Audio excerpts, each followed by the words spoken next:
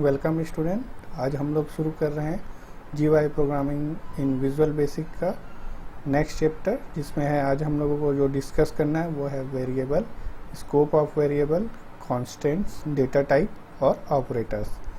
तो सबसे पहले आते हैं वेरिएबल्स में। वेरिएबल्स क्या है? What is variable? In general a variable is a name that is used to refer to an item of data. जो वेरिएबल है वो एक नाम है जिसको हम लोग यूज़ करते हैं किसी डेटा या किसी आइटम के डेटा को रिफ़र करने के लिए। The value assign to the variable में change during the execution of the program. तो जो वेरिएबल में हम लोग वैल्यू असाइन करते हैं वो प्रोग्राम के अंदर में कई बार चेंज हो सकता है। इन visual basic variable names can be up to 255 characters long, must begin with a letter and can consist only of letter, digit and underscores। तो जो विजुअल बेसिक है उसमें हम लोग जो वेरिएबल क्रिएट करेंगे वो अधिकतम 255 कैरेक्टर का हो सकता है।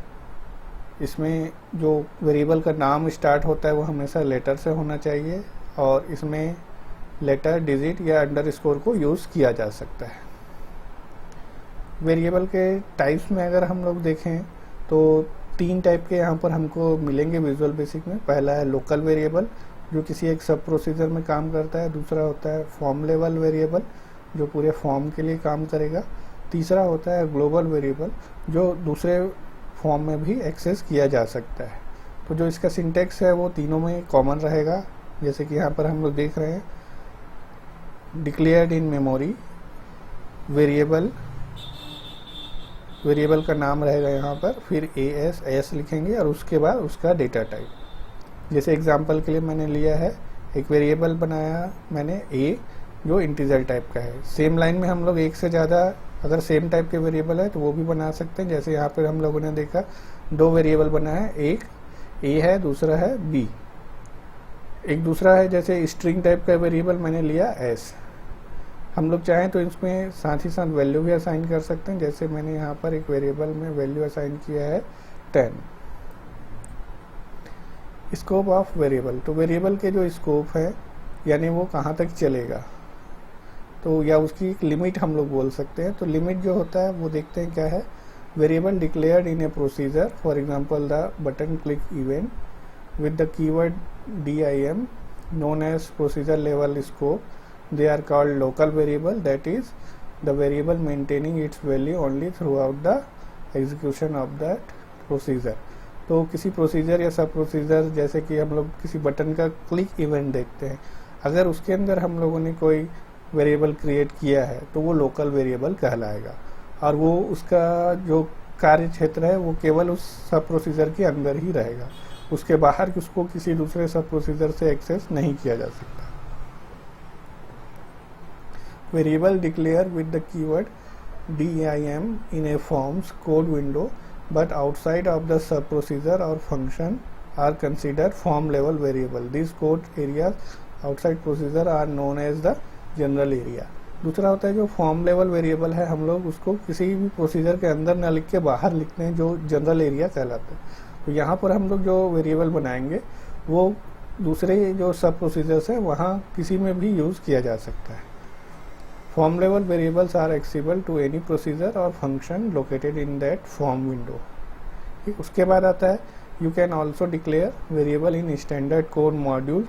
तो मॉड्यूल्स में हम लोग वेरिएबल क्रिएट कर सकते हैं। Variable declared in a standard code module generally है 1 or 2 टाइप्स ऑफ स्कोप।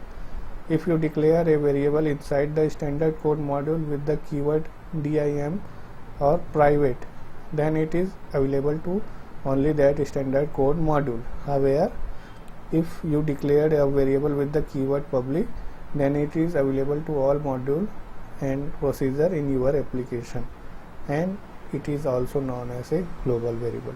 इसका मतलब है अगर हम लोगों ने किसी स्टैंडर्ड कोड मॉड्यूल में कोई वेरिएबल डिक्लेयर किया है और उसको प्राइवेट कीवर्ड के साथ में डिक्लेयर किया है तो वो केवल उससे ही स्टैंडर्ड कोड मॉड्यूल में काम करेगा। लेकिन यदि इसको हम लोगों ने पब्लिक के साथ में डिक्लेयर किया है तो ये उस एप्लीकेशन के अंदर में दूसरे अगर मॉड्यूल्स हैं तो वहाँ पर भी इनको एक्सेस किया जा सकता है। तो यही कहलाता है ग्लोबल वेरिएबल। एग्जाम्पल हम लोगों ने लिया है, एक मैंने छोटा सा एग्जाम्पल लिया है जिसमें एक लेबल बनाया मैंने, इसमें इंटर फर्स्ट नंबर लिखा है इसकी कैप्शन प्रॉपर्टी में। एक टेक्स्ट बॉक्स है जिसमें वैल्यू इंसर्ट करा रहे हैं। वैसे ही सेकेंड लेबल जिसमें मैंने लिखा है कैप्शन में इंटर सेकेंड नंबर, वैल्यू मैंने लिया है 20। उसके बाद ऐड बटन में क्लिक करने से ये दोनों का एडिशन होकर थर्ड टेक्स्ट बॉक्स में ये असाइन हो जाता है। तो यहीं पर हम लोगों ने लिखा है मैंने declared in memory as integer. हालांकि हम लोग ये तीनों वेरिएबल एक लाइन में ही क्रिएट कर सकते थे, लेकिन मैंने इसको अलग अलग लाइन में किया है। उसके बाद ए में टेक्स्ट 1 की वैल्यू, बी में टेक्स्ट 2 की वैल्यू, ये दोनों असाइन कराया। और उसके बाद C equal to A plus B, मतलब ए और बी का एडिशन होकर वो असाइन होगा सी में। फिर text 3 dot text equal to C, मतलब सी की वैल्यू असाइन होगी टेक्स्ट 3 डॉट टेक्स्ट में। तो इस प्रकार से हम लोग देख सकते हैं कि लोकल वेरिएबल कैसे काम करते हैं। तो यहाँ हम लोगों ने क्या किया, इसको कमांड 1 के क्लिक इवेंट में लिया हुआ है। तो ये केवल लोकल वेरिएबल। अगर यहाँ हम लोग कोई और एक कमांड बटन बनाते हैं तो इसमें अगर हम लोगों ने ये वेरिएबल लिया हुआ है तो वो दूसरे कमांड बटन में यूज नहीं होगा। अब आ जाते हैं फॉर्म लेवल वेरिएबल में। तो फॉर्म लेवल वेरिएबल में जो ये दूसरे जो सब मॉड्यूल्स हैं उनके बाहर हम लोग इसको क्रिएट करते हैं, जो कहलाता है यहाँ पर जनरल पार्ट या जनरल एरिया। तो यहाँ पर हम लोगों ने देखिए यहाँ पर 3 वेरिएबल बनाए हैं मैंने। वेरिएबल के नाम दिया है मैंने आई और जे जो इंटीजर टाइप का लिया, और के को मैंने लिया है सिंगल टाइप का। तो उसके अंदर में यहाँ पर वाला जो पार्ट है वो मैंने फर्स्ट वाले प्रोग्राम का ही कॉपी किया हुआ है। तो ये लोकल वेरिएबल का एग्जांपल है। यहाँ पर फॉर्म लेवल वेरिएबल मैंने बनाया, और ये देखिए कमांड 2 में जो है यहाँ पर मैंने वेरिएबल डिक्लेयर नहीं किया है, डिक्लेयर यहाँ पर किया हुआ है जो जनरल पार्ट है। तो यहाँ से वेरिएबल को मैंने केवल यहाँ असाइन किया और डिवीज़न किया। डिवीज़न करने के बाद में वो यहाँ पर जाकर रिजल्ट आपको दिखाएगा। तो इसके लिए वेरिएबल डिक्लेयर करने की ज़रूरत नहीं है। ये क्या हो रहा है, हमारे जनरल एरिया से आ रहा है, ये कहलाता है फॉर्म लेवल वेरिएबल। तीसरा जो वेरिएबल है वो हम लोग मॉड्यूल में डिक्लेयर करते हैं, जिसको दूसरे मॉड्यूल्स में या दूसरे फॉर्म में हम लोग यूज़ कर सकते हैं। उसके बाद आ जाता है constant. Constant retaining their values throughout your program education, whereas variable can lose or change their value during program education. तो वेरिएबल में हम लोगों ने देखा कि उसकी वैल्यू बीच बीच में चेंज होती रहती है जब हम लोग उसमें चेंज करते हैं, लेकिन कांस्टेंट के साथ में ऐसा नहीं हो। अगर हम लोग कांस्टेंट डिक्लेयर करते हैं तो पूरे प्रोग्राम में वो सिर्फ उसी वैल्यू को ही होल्ड करेगा। Once you declared a constant, its value cannot change during program execution. एक बार अगर हम लोगों ने constant डिक्लेयर कर लिया तो उसकी वैल्यू चेंज नहीं होगी। Constant generally denotes number or string that do not need to change throughout the life of the program execution. For example, pi. तो constant में हम लोग जनरली ऐसे नंबर या स्ट्रिंग को डिक्लेयर करते हैं जिनको चेंज करने की ज़रूरत ना हो, जैसे कि पाई। तो पाई की एक फिक्स वैल्यू है जो हम सभी जानते हैं, तो उसको लेने के लिए हम लोग पाई नाम का कांस्टेंट यूज़ कर सकते हैं। When naming a constant make its name as meaningful as possible. तो जब भी हम लोग कोई कांस्टेंट बनाते हैं तो उसका नेम हमेशा हम लोगों को मीनिंगफुल रखना है। तो जो जनरल सिंटेक्स है वो इस प्रकार है, पब्लिक और प्राइवेट, CONST कॉन्स्ट, फिर कांस्टेंट का नेम, फिर as data type equal to expression.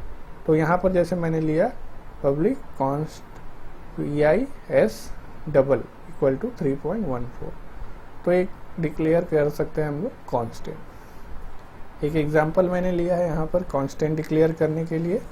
तो एक प्रोग्राम मैंने बनाया है यहाँ पर सर्कल का रेडियस क्रिएट करने के लिए, कैलकुलेट करने के लिए। तो यहाँ पर हम लोगों ने एक लेबल लिया है, इसके कैप्शन में लिखा है इंटर रेडियस ऑफ सर्कल। एक दूसरा लेबल लिया है जिसमें area of circle. 2 text box हैं।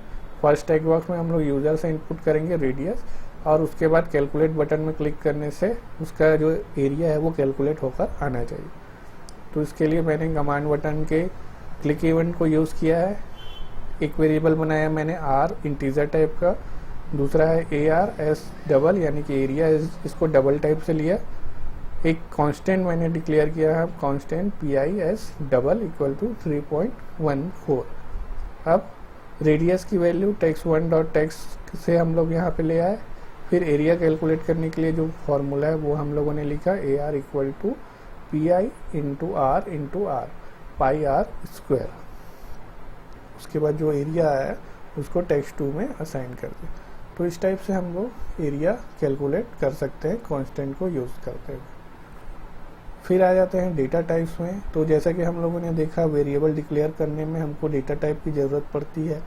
डेटा टाइप का काम होता है वेरिएबल में किस टाइप की वैल्यू आएगी ये डिफाइन करने के लिए। तो विजुअल बेसिक में बहुत सारे डेटा टाइप्स हैं, जैसे कि यहाँ पर हम लोगों ने लिखा हुआ है बूलियन, जो ट्रू और फॉल्स में काम करता है। इसका साइज होता है 2 बाइट। बाइट जो 0 से 255 तक के वैल्यूज़ को स्टोर कर सकता है, साइज होता है 1 बाइट। डेट, तो इसमें डेट टाइप की वैल्यू हम लोग ले सकते हैं, जैसे एग्जांपल में ये लिया हुआ है हम लोगों ने। इसका साइज होता है 8 बाइट का। डबल, तो इसमें हम लोग नंबर डेटा टाइप में लेते हैं, जैसे कि ये सब वैल्यूज़ दिए हुई है, इसका भी साइज होगा 8 बाइट।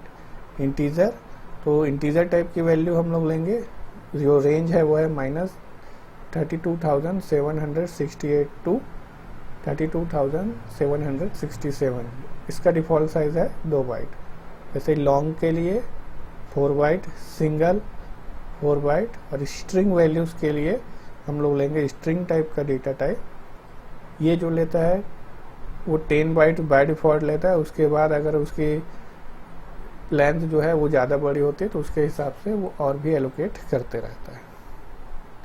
फिर आ जाते हैं ऑपरेटर्स। तो जो किसी भी प्रोग्रामिंग लैंग्वेज में हम लोगों ने देखा है ऑपरेटर्स बहुत ज़रूरी हैं। तो ऑपरेटर्स विजुअल बेसिक में भी अवेलेबल हैं। तो जैसे एग्जांपल हम लोगों ने पहले वाले में लिया था, जिसमें हम लोग ऐड कर रहे थे, डिवीज़न कर रहे थे। फिर बाद में हम लोगों ने एरिया ऑफ सर्कल का प्रोग्राम बनाया, जिसमें हम लोगों ने मल्टीप्लिकेशन किया। तो उस टाइप से कैलकुलेशन के लिए हम लोग ऑपरेटर्स यूज़ करते हैं। तो यहाँ पर हम लोग देख रहे हैं एरिथमेटिक ऑपरेटर, जिसमें होता है plus, addition of unary plus, तो ये एक यूनरी ऑपरेटर है। फिर है माइनस, माइनस करने के लिए या सब्ट्रैक्शन के लिए। डिवीज़न के लिए मल्टीप्लिकेशन, डिवीज़न के लिए स्लैश सिंबल, मल्टीप्लिकेशन के लिए स्टार सिंबल। ये इंटीजर डिवीज़न का एक सिंबल है जो केवल इंटीजर डिवीज़न करने के काम आता है। एक्सपोनेंशिएशन के लिए, और मॉड जो है वो मॉडुलस निकालने के लिए। तो इस प्रकार से ये सब एरिथमेटिक ऑपरेशंस हैं, ऑपरेटर्स हैं। इसके बाद आ जाता है कंपैरिजन ऑपरेटर्स। तो कंपैरिजन ऑपरेटर कंपेयर करने के लिए हम लोग यूज़ करते हैं एक्सप्रेशंस में।